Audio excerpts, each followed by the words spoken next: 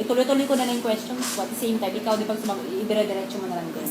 Okay, so, number 1 question is, why should you be chosen as the Kingdom Movers Batang Scholar Awardee? Bakit ikaw ang karapat-dapat na piliing Kingdom Movers Batang Scholar?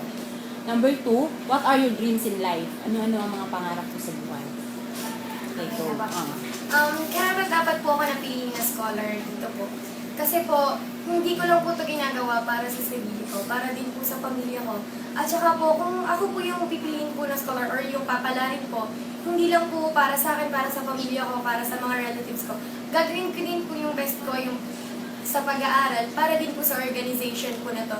Ibig sabihin po, mag-aaral ako hindi lang para sa mga pangarap ko, kundi pati din po para makatulong po sa pamilya ko at saka po sa organization na to. Tapos anyway, ano ang what are my dreams in life po?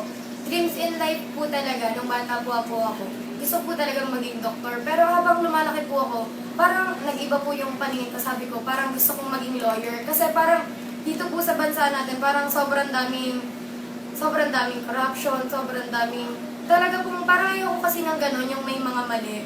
Tapos dun po, yun din po yung nilagay ko sa essay na, paano kapag lawyer na ako, tapos may na-handle akong mali, papanindigan ko po ba yung ipagtatanggol ko siya kahit mali siya, o or pwede naman pong aminin niya yung pagkakasala niya at itatama niya po.